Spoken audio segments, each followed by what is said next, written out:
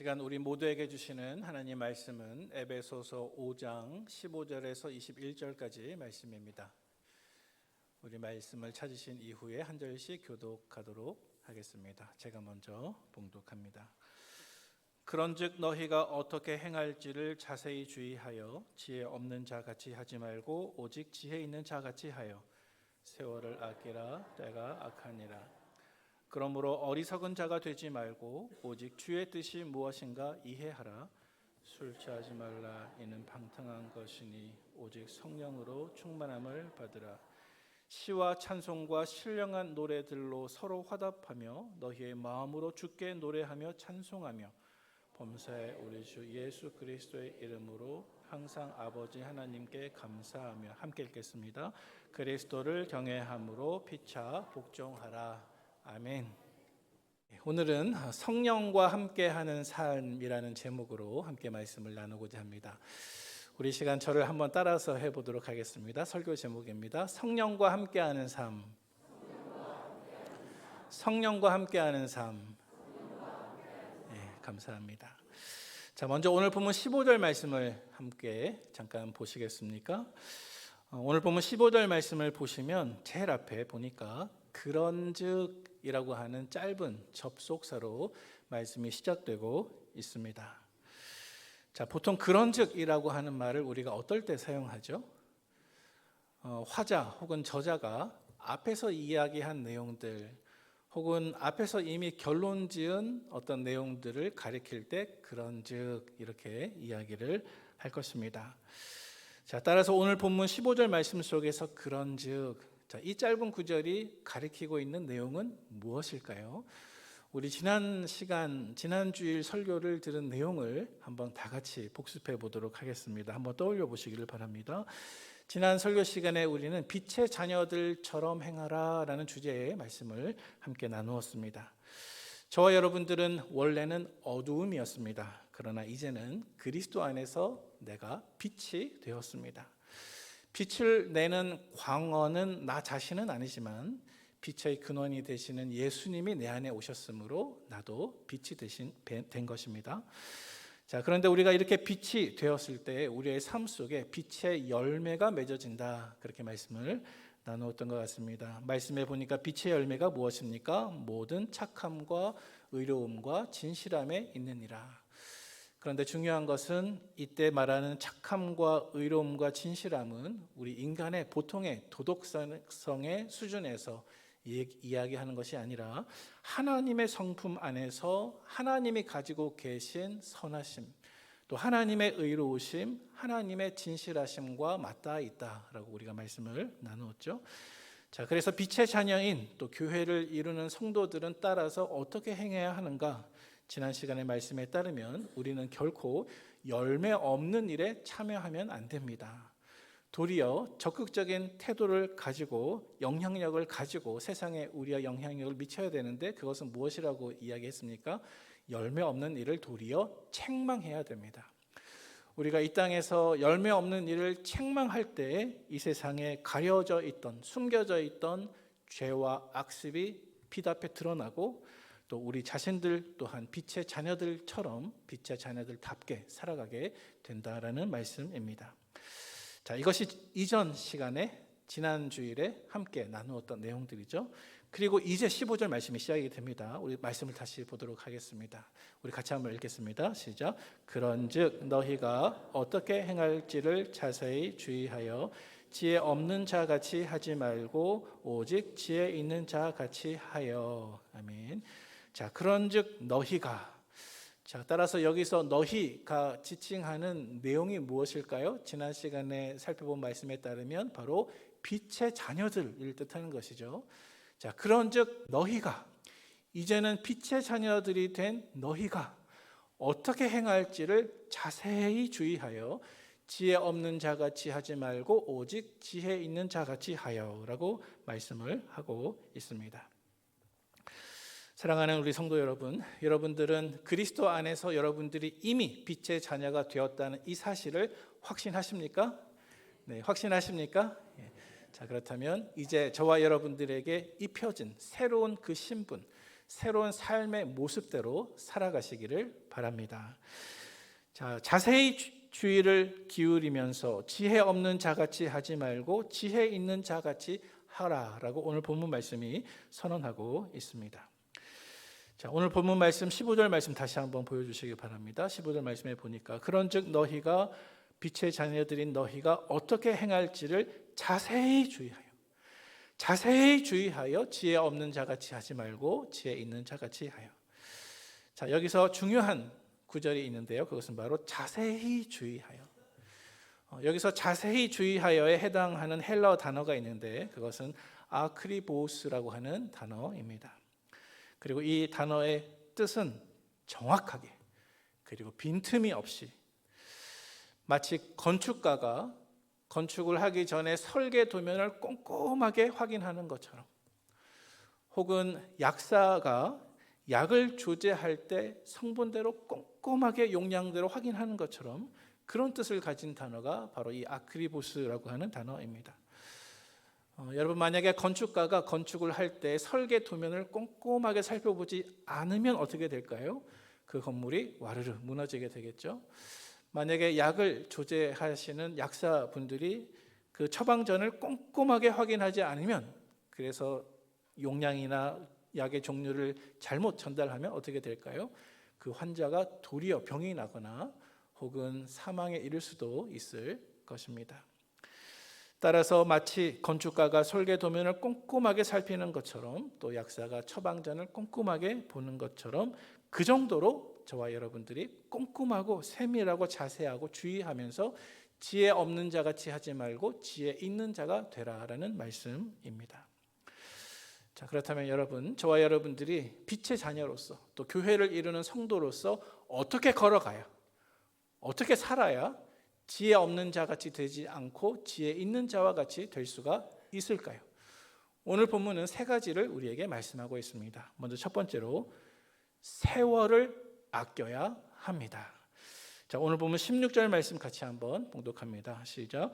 세월을 아끼라, 때가 악하니라. 아멘. 여러분, 빛의 자녀인 성도들에게 적합한 지혜로운 삶의 방식은 무엇이냐 하면 첫 번째는 세월을 아끼는 것입니다. 세월을 아낀다고 하는 것은 우리에게 주어져 있는 그 귀중한 시간, 또 그 소중한 기회를 최대한 낭비 없이 살아가는 것을 뜻하는 것입니다. 과수원에 있는 배나 사과 또 과실나무가 열매를 많이 맺으려면 어떻게 해야 합니까? 때로는 열매가 없는 잎만 무성한 빈 가지들을 가지치기를 해줘야 열매가 풍성하게 맺혀질 수 있죠. 그와 마찬가지로 우리 성도들의 삶 속에서도 어쩌면 분주함이라고 하는, 어쩌면 영적인 일을 할 수 없게 만드는 바쁨이라고 하는 이러한 것들의 영적인 가지치기가 반드시 우리의 시간 사용에서 필요하다는 것입니다. 자, 두 번째로 우리가 어떻게 살아가면 빛의 자녀답게 또 지혜롭게 살 수가 있을까요? 오늘 본문은 두 번째로 이야기합니다. 주님의 뜻이 무엇인지 이해해야 합니다. 우리 오늘 보면 17절 말씀을 다 같이 봉독합니다. 시작. 그러므로 어리석은 자가 되지 말고 오직 주의 뜻이 무엇인가 이해하라. 아멘. 여러분, 만약 우리가 이 세상에서 빛의 자녀답게 지혜 없는 자가 아니라 지혜 있는 사람처럼 살기를 원하는데 우리를 향한 하나님의 뜻을 알지 못한다면, 이해하지 못한다면 어떻게 그렇게 살 수가 있을까요? 우리가 만약 하나님의 뜻을 알지 못한다면, 하나님의 마음을 알지 못한다면 우리는 그저 내가 하고 싶은 대로, 어쩌면 이 땅의 어두운 일, 방탕한 일, 헛된 일에 우리의 시간을 사용하고 싶은 유혹이 들게 될 것입니다. 따라서 저와 여러분들에게 중요한 것은 주님의 뜻이 무엇인지 이해하는 것입니다.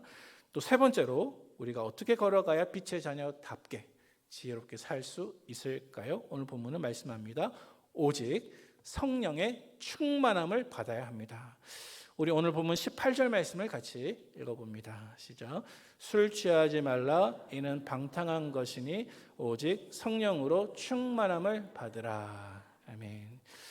여러분 성경을 읽으시다가 보면은 오늘 본문 말씀은 성령 충만에 대한 내용을 다루고 있는데요. 그런데 성경에는 때로는 성령 충만이 아니라 성령 세례, 성령 세례라는 표현도 등장할 때가 있습니다. 그런데 성경에 나오는 성령 세례와 성령의 충만은 그 쓰임새가 조금 다릅니다. 설명을 드리도록 하겠습니다. 자, 먼저 여러분 첫 번째로 성령 세례가 무엇일까요?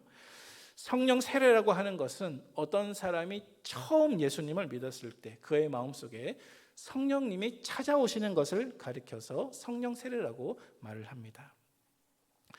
어떤 사람이 처음 예수님을 믿고 예수님을 삶의 구주와 나의 하나님으로 영접하게 되면 성경은 말씀합니다. 성령님이 그 순간, 그 즉시 그 사람의 내면에 찾아오셔서 너는 하나님의 자녀가 되었어 라고 내적인 보증과 확신을 시켜주십니다.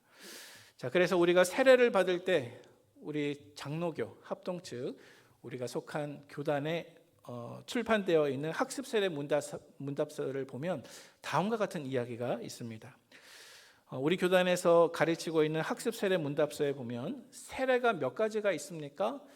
세례는 2가지가 있습니다. 이러한 내용들이 있거든요. 그래서 여러분 세례는 몇 가지가 있습니까? 2가지가 있는데 첫 번째는 물 세례이고 두 번째는 성령 세례입니다. 자, 그리고 이것을 설명하는 구절이 요한복음 3장 5절 말씀인데요. 우리 말씀을 잠깐 읽어보겠습니다. 시작. 예수께서 대답하시되 진실로 진실로 내게 이르노니 사람이 물과 성령으로 나지 아니하면 하나님의 나라에 들어갈 수 없느니라. 아멘. 이 구절을 다 구체적으로 설명할 수는 없지만 우리 주님의 말씀에 사람이 어떻게 해야 구원받을 수 있는가? 물과 성령으로 태어나지 아니하면. 자, 그래서 이 구절을 근거로 우리 장로교 개혁주의 우리 신학에서는 물 세례와 성령 세례로 세례를 2가지로 구분하게 됩니다. 그래서 성경이 말하는 세례에는 2가지가 있는데 하나는 물 세례, 또 하나는 성령 세례입니다. 자, 먼저 첫 번째로 물 세례. 물 세례는 어떤 것인가요? 물 세례는 우리 모두에게 굉장히 익숙한 것이죠.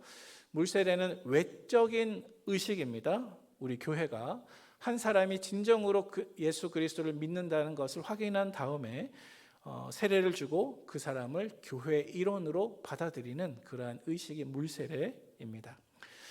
자, 그러면 제가 한 가지 질문을 드려보도록 하겠습니다. 여러분, 한 사람이 그리스도인이 되어서 물 세례를 받았다고 합시다. 자, 그러면은 세례에는 2가지가 있는데 성령 세례와 물 세례 가운데 그 사람, 지금 막 물 세례를 받은 이 사람에게 이 2가지 세례 가운데 보다 더 앞서 있는 것은 무엇일까요? 질문이 좀 어려운가요? 예수를 믿고 물 세례를 받은 그 사람에게 성령 세례가 더 앞에 있는 것일까요? 아니면 물 세례가 더 앞에 있고 성령 세례는 뒤에 오는 것일까요? 성령 세례가 앞에 있는 것입니다. 맞습니다.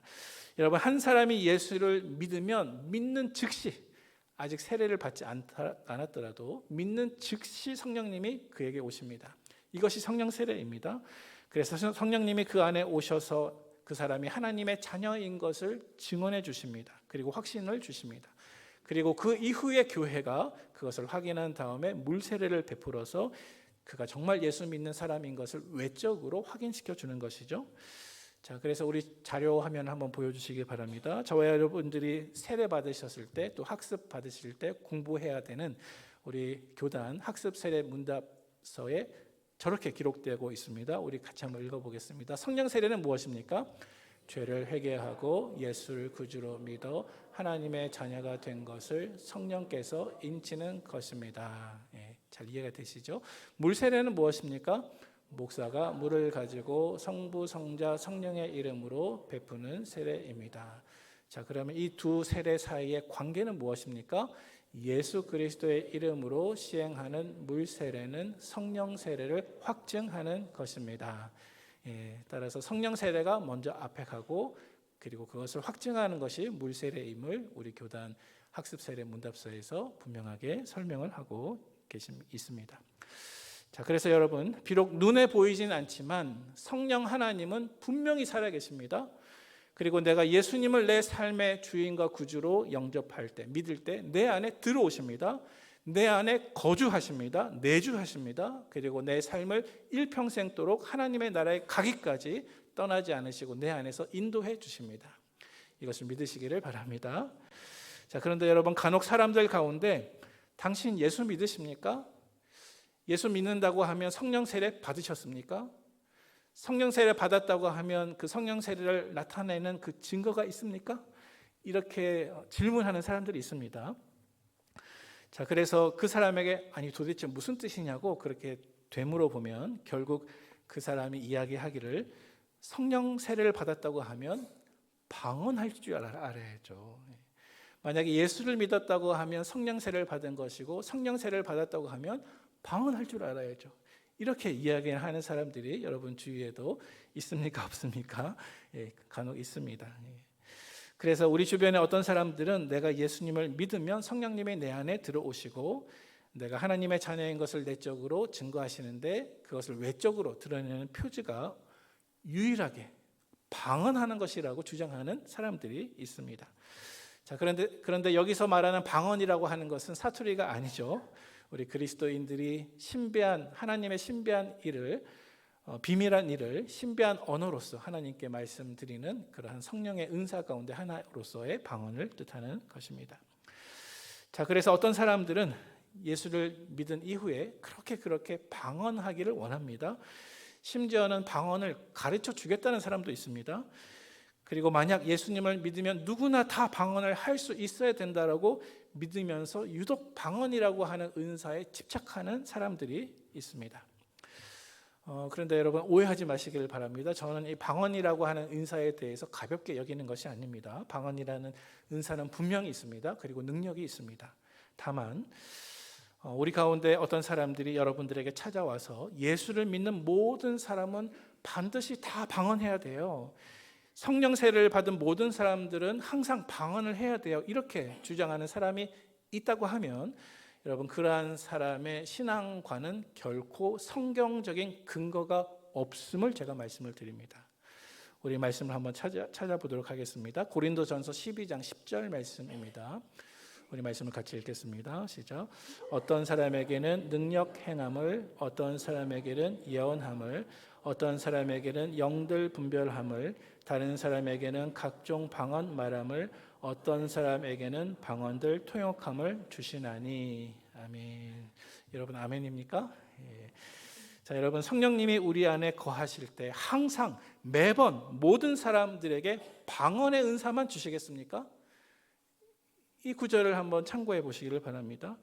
물론 우리가 성령 받았을 때, 성령 세례 받았을 때 방언하는 은사를 받을 수도 있죠.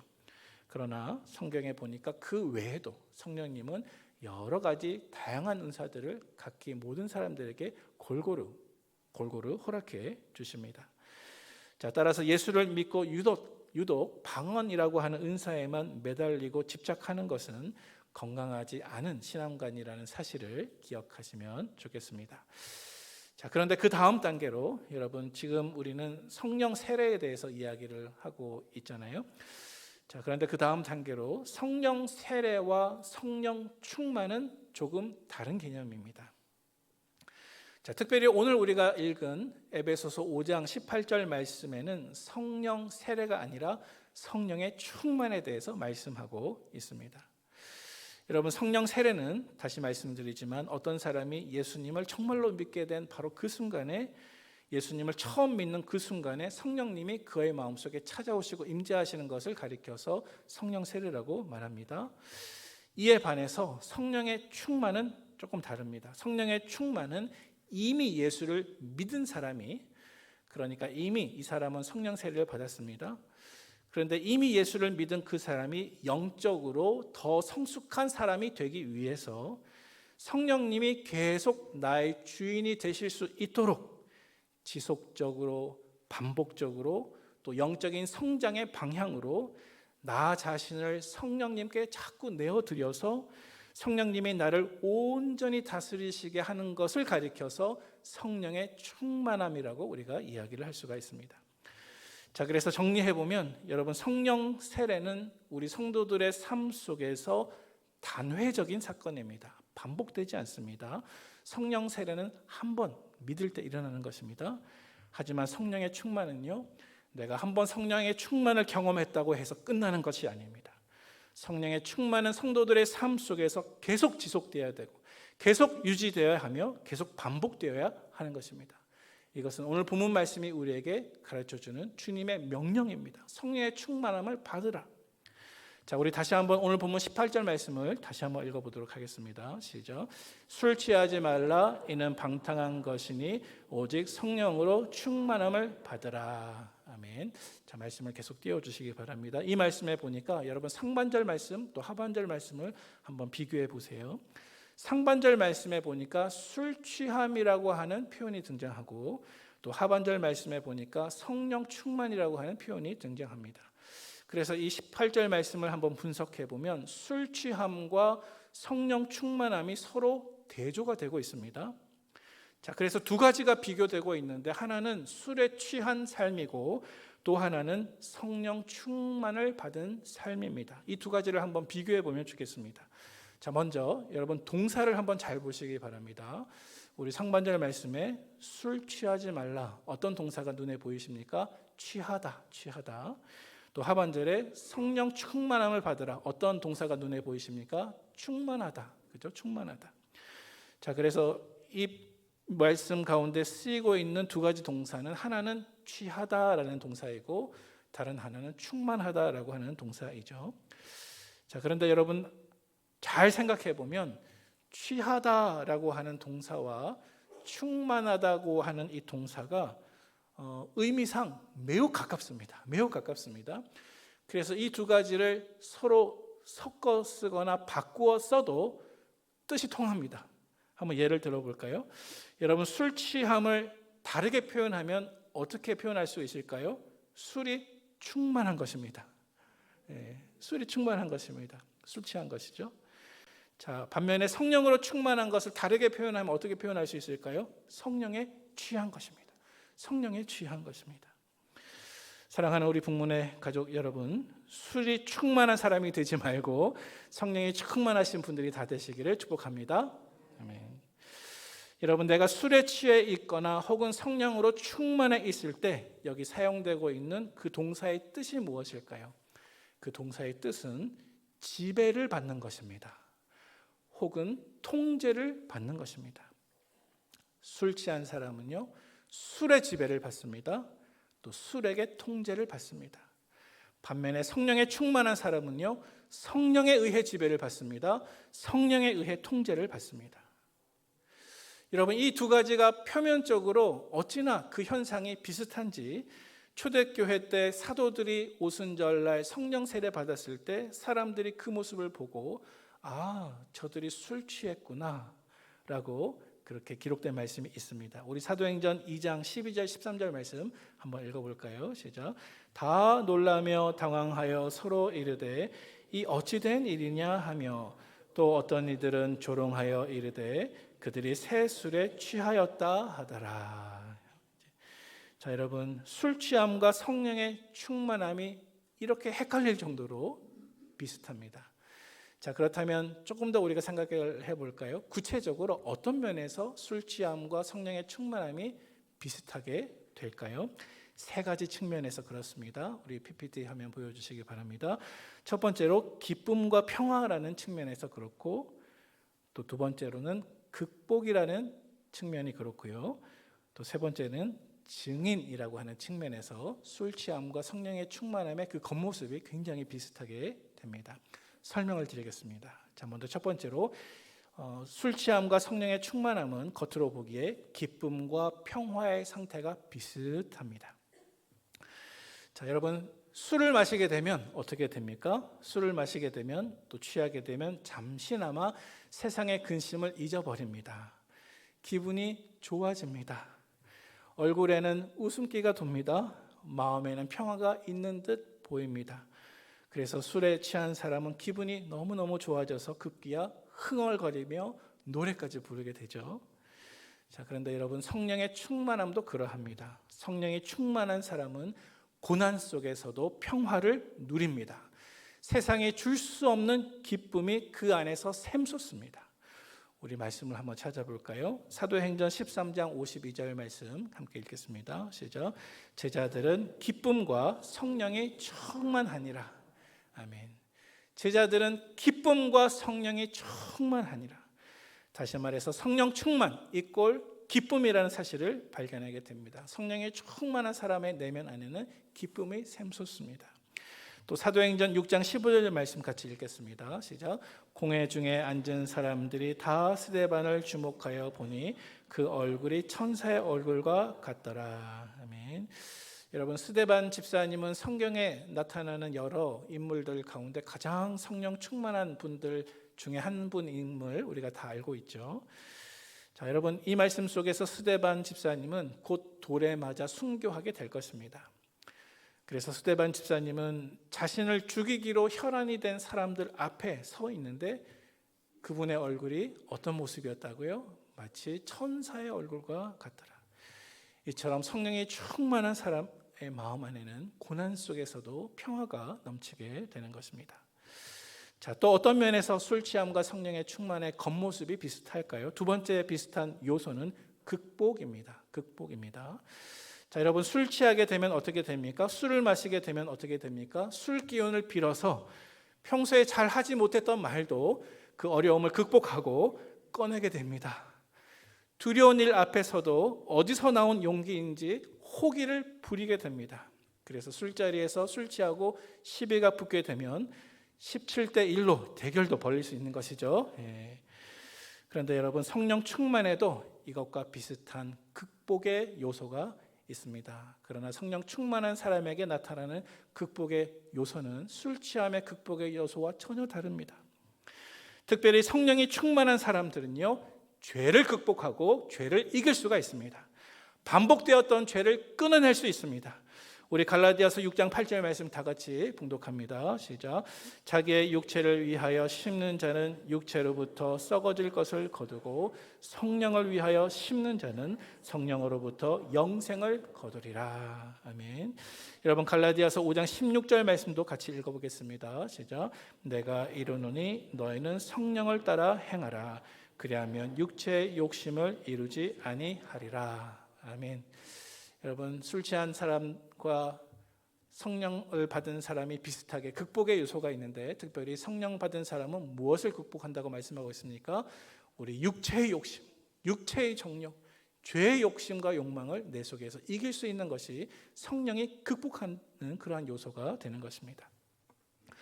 또 세 번째로 여러분, 술 취한 사람과 성령 충만한 사람이 보이는 비슷한 세 번째 측면이 있습니다. 그것은 바로 증인이라고 하는 요소입니다. 자, 여러분, 먼저 술을 마시게 되면 술 취한 사람에게 나타나는 현상은 무엇입니까?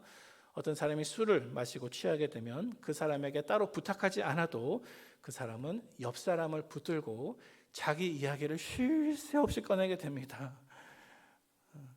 마치 증인의 사명을 받은 것과 같습니다. 많은 이야기들을 술술술술 술기운에 이렇게 풀어내게 되죠. 자, 그런데 여러분, 성령이 충만한 사람들에게도 그러한 증인의 모습이 분명하게 드러나게 됩니다. 그러나 성령이 충만한 사람은 결코 술 취한 사람처럼 자기 이야기를 하는 것이 아닙니다. 성령이 충만한 사람은 자기 이야기를 하는 것이 아니라 내 안에 계신 예수 그리스도의 사랑을 전하지 않고서는 견딜 수 없는 마음이 그에게 있어서 그는 예수님의 사랑을 전하고 성령의 충만함으로 하나님의 말씀과 복음을 전하는 증인이 된다는 사실입니다. 우리 사도행전 1장 8절 말씀 다 같이 읽어봅니다. 시작. 오직 성령이 너희에게 임하시면 너희가 권능을 받고 예루살렘과 온 유대와 사마리아와 땅끝까지 이르러 내 증인이 되리라 하시니라. 아멘. 우리 또 다른 말씀이 있습니다. 사도행전 4장 31절 말씀 같이 봉독합니다. 시작. 빌기를 다음에 모인 곳이 진동하더니 무리가 다 성령에 충만하여 담대히 하나님의 말씀을 전하니라. 아멘. 여러분, 성령이 충만하게 되면 우리 주님의 증인이 될 수가 있습니다. 성령이 충만하면 복음의 전도자가 될 수가 있다는 것입니다. 자, 그러면 여러분, 오늘 본문 말씀 18절 말씀에 보니까 이렇게 술 취하지 말라, 성령의 충만함을 받으라. 이렇게 말씀하고 있는데, 이 말씀 속에서 우리가 또한 놓치지 말아야 할 중요한 한 가지 명령이 있습니다. 그것은 바로 술 취하지 말라라고 하는 명령입니다. 자, 여러분, 오늘 본문에서 성경은 왜 교회를 이루는 저와 여러분들 빛의 자녀인 성도들에게 술 취하지 말라라고 경고하고 있을까요? 먼저는 때가 악하기 때문입니다. 에베소서 5장 16절 말씀 보니까 세월을 아끼라 어떻게 해요? 때가 악하니라. 때가 악하니라. 저와 여러분들이 술 취하지 않아야 할 첫 번째 이유는 바로 때가 악하기 때문입니다. 여러분, 때가 악하다는 말의 의미가 무엇입니까? 그것은 저와 여러분들이 살아가는 이 세계가 영적인 구조상 우리의 마음을 자꾸만 하나님에게서 멀어져 가게 만드는 세상이라는 것입니다. 우리가 특별히 애쓰지 않아도 세상은 지금도 저와 여러분들의 마음이 하나님에게서 계속 멀어져 가게끔 만드는 세상이라는 것입니다. 그래서 우리가 술 취하게 되면 내 마음이 하나님에게서 점차 멀어져 가는 방향 안에 놓일 수밖에 없습니다. 왜요? 술 취한 사람은 술의 지배를 받습니다. 하나님의 지배가 아닙니다. 술 취하는 사람은 술이 나에게 주는 잠시간의 평안, 잠시간의 기쁨, 잠시간의 용기, 잠시간의 위로에 나를 맡기게 되지만 그것은 결코 하나님을 의지하는 태도가 아닌 것입니다. 하나님을 의지하는 삶과 점차 거리가 멀어지는 삶을 살게 되는 것입니다. 또 여러분, 성경은 왜 우리에게 술 취하지 말라라고 명령하고 있을까요? 두 번째는 오늘 본문 말씀 그대로 나와 있습니다. 오늘 본문 18절 말씀에 보니까 술 취하지 말라, 이는 어떻게 하는 것이니? 방탕한 것이니. 저와 여러분들이 술 취하지 말아야 되는 두 번째 이유는 바로 술 취함 그 자체가 방탕함이기 때문입니다. 여러분, 오늘 보면 18절 말씀 속에서 사용되고 있는 방탕함에 사용되고 있는 헬라 원어가 있는데요. 그것은 아소티아라고 하는 단어입니다. 그런데 이 단어는 세 가지 뜻을 가지고 있습니다. 화면에 볼 수 있는 것처럼 오늘 본문 속에서 방탕함이라고 하는 단어에 쓰인 헬라어 단어가 가지고 있는 뜻이 무엇이냐면, 첫 번째는 구원받지 못한 상태, 두 번째는 낭비와 허비, 또 세 번째는 통제력을 상실한 무질서입니다. 여러분, 오늘 본문 속에서 사용되고 있는 이 방탕함의 뜻이 무엇이라고요? 첫 번째는 구원받지 못한 상태, 두 번째는 낭비와 허비, 세 번째는 통제력을 상실한 무질서입니다. 술 취하지 말라, 이는 방탕한 것이니. 즉, 술 취함은 구원받지 못한 상태이며 낭비와 허비이며 통제력을 상실한 무질서라는 말씀입니다. 여러분, 우리가 성령을 충만하게 받으면 성령님은 내 안에서 우리를 세워가십니다. 저와 여러분들을 그리스도의 장성한 분량까지 자라나게 하십니다. 그러나 술 취하게 되면 어떻게 됩니까? 그 술은 나를 파괴합니다. 술 취함은 그 술 취한 사람의 자아를 파괴하게 됩니다. 술이나 어떤 쾌락이나 중독이 나를 지배하게 되면 나는 마치 브레이크가 없는 자동차와 같습니다. 나 자신을 통제할 수 있는 힘을 잃어버리게 됩니다. 그래서 술 취하는 사람은 다른 사람을 해치기도 하고 부적절한 행동을 하기도 하고 다른 사람에게 상처가 되는 말을 함부로 내뱉기도 합니다. 그러나 여러분, 성령님이 나를 지배하게 되시면, 성령이 충만하게 되면 오히려 우리는 나를 통제할 수 있는 힘이 생기게 됩니다. 왜요? 절제가 바로 성령의 열매 가운데 하나이기 때문에 그렇습니다. 우리 갈라디아서 5장 23절 말씀 같이 읽어보겠습니다. 시작. 온유와 절제니 이 같은 것을 금지할 법이 없느니라. 여러분, 술 취함과 성령 충만한 모습이 비록 겉보기에는 비슷한 듯 보여도 이렇게 다르다는 것입니다. 또 세 번째로 여러분, 오늘 본문 속에서 성경은 우리에게 왜 술 취하지 말라라고 말씀하고 있을까요? 그 세 번째 이유는 바로 술과 성령이 상호 배타적이기 때문에 그렇습니다. 여러분, 상호 배타적이라는 것이 무슨 뜻입니까? 두 가지가 함께 갈 수 없다는 것이죠. 술이 나를 지배하면 성령님이 나를 지배하실 수가 없습니다. 성령님이 나를 지배하면 술이 나를 결코 지배할 수가 없습니다. 여러분, 우리 육체는 두 주인을 한 번에 섬길 수가 없습니다. 술이면 술, 성령이면 성령. 이 둘은 결코 함께 가지 못합니다. 따라서 여러분, 우리 그리스도인들은 술이 아니라 오직 성령님을 의지하는 빛의 자녀들이 되어야 할 줄로 믿으시기를 바랍니다. 그렇게 순종하시기를 바랍니다. 여러분, 마지막으로 우리가 만약 오늘 본문의 교훈처럼 술에 의지하지 아니하고 성령으로 충만한 삶을 살게 되면 그러한 삶을 사는 사람의 삶의 열매가 무엇일까요? 삶의 결과가 무엇일까요? 저와 여러분들이 만약 사도 바울이 당부하는 것처럼 빛의 자녀로서 술 취하지 않고 세월을 아끼고 성령님과 함께하는 삶을 살게 되면 오늘 본문 19절에서 21절 말씀에 나와 있는 것처럼 우리 자료 화면을 한번 보여주시기 바랍니다. 이러한 열매들이 맺혀지게 될 것입니다. 첫 번째로 서로 찬송으로 화답하며 마음으로 하나님께 찬양을 올리는 삶을 살게 될 것입니다. 두 번째로 범사에 그리스도 예수의 이름으로 항상 아버지 하나님께 감사하는 삶을 살게 될 것입니다. 저와 여러분들이 성령으로 충만하게 되면 그리스도를 경외하는 마음으로 피차 복종하는 삶을 살게 될 것입니다. 마치 술 취한 사람들의 입술에 흥얼거리는 노래가 있는 것처럼 성령이 충만한 사람들의 입술에는 찬양이 있고 찬송이 있고 예배가 있는 줄로 믿으시기를 바랍니다. 또 성령이 충만한 사람들의 입술에는 감사의 열매가 있습니다. 그 어떠한 상황 속에서도 가시밭길 같아도 힘들어도 눈물 지어도 감사할 수 있습니다. 또 성령님이 충만한 그 사람은 성령님께 내가 복종하는 그 마음으로 성도와 성도 사이에 서로 간에 겸손한 마음으로 순복할 수 있는 사람이 되게 되는 것입니다. 이것이 바로 성령과 함께하는 삶, 그리고 성령의 충만한 사람이 맺게 되는 삶의 열매인 것입니다. 이제 말씀을 정리하도록 하겠습니다. 사랑하는 우리 북문의 가족 여러분, 지금까지 잘해 오셨지만 오늘 본문 말씀을 함께 들으시면서 지금부터 더욱 세월을 아끼시기를 바랍니다. 주님의 뜻이 무엇인지 분별하시기를 바랍니다. 술에 취하지 말고 성령으로 충만함을 받으시기를 바랍니다. 이것이 빛의 자녀인 그리스도인인 저와 여러분들의 지극히 정상인, 마땅히 살아야 할 삶의 방식인 것입니다. 따라서 다가오는 한 주간의 삶 속에서도 여러분의 삶의 운전대를 성령님께 내어드리심으로 성령님과 함께 살아가는 삶을 사시기를 주님의 이름으로 축원을 드립니다. 축복합니다.